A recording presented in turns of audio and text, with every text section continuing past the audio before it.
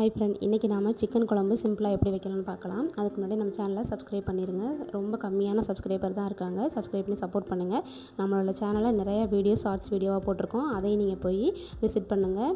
இப்போ நம்ம எப்படி பண்ணலான்னு பார்க்கலாம். நம்ம வந்து நல்லெண்ணெய் கொஞ்சமாக ஊற்றி, உங்களுக்கு எவ்வளோ தேவையான அளவு நல்லெண்ணெய் ஊற்றிட்டு, அதில் நம்ம 2 பிரிஞ்சி இலை, ஒரு பட்டை, பெரிய பட்டை, அதுக்கப்புறமா வந்து வாசத்துக்காக 2 ஏலக்காய், 2 கிராம்பு, அதுக்கப்புறம் வந்து உங்களுக்கு தேவையான அளவுக்கு பெருஞ்சீரகம் வந்து சேர்த்துக்கோங்க. அதை நல்லா வாசனை கொடுக்கும். அதெல்லாம் பொரிஞ்சதுக்கப்புறம் நம்ம நறுக்கி வச்சுருந்த பெரிய வெங்காயம் 2, அதை நல்லா வந்து கொஞ்சம் செவக்க விட்டுருங்க. செவக்க விட்டுட்டு அதுக்கு மேலே வந்து பச்சை மிளகாய் போட்டு நல்லா வந்து செவந்ததுக்கப்புறம் நம்ம நறுக்கி வச்சுருந்த சிக்கனை வந்து நல்லா மஞ்சள் போட்டு அலசிட்டு அதையும் வந்து கூட சேர்த்துக்கோங்க.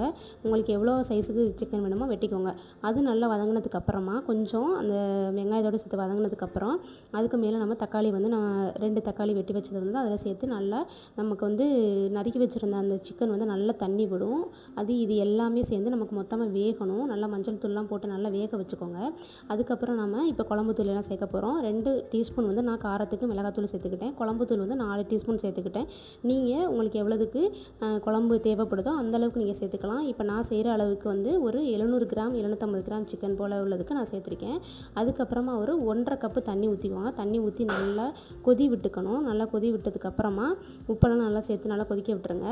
அதுக்கப்புறம் நம்ம வந்து எண்ணெய் பிரிஞ்சு வரும். நல்லா அந்த குழம்பு வந்து நல்லா கொதித்து எண்ணெய் பிரிஞ்சு வந்ததுக்கப்புறம் குழம்பு ரெடி ஆகிடும். அதுக்கு மேலே வந்து நம்ம கொத்தமல்லி தழை வந்து தூவி நம்ம இறக்கிக்கலாம்.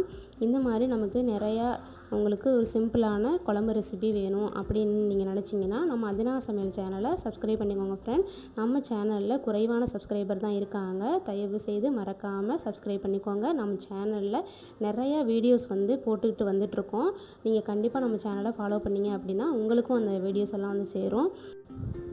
இப்போ பாருங்கள், நல்லா வந்து குழம்பு நல்லா கொதித்து நமக்கு வந்து கறியெல்லாம் நல்லா வெந்து வந்துடுச்சு. இது வந்து சாதத்துக்கு, சப்பாத்திக்கு எல்லாத்துக்கும் வந்து ஒரு குருமா போல் ஒரு சூப்பராக இருக்கும். இது நீங்கள் ட்ரை பண்ணி பாருங்கள் ஃப்ரெண்ட். தேங்க்யூ. நம்ம சேனலை ஃபாலோ பண்ணிக்கோங்க.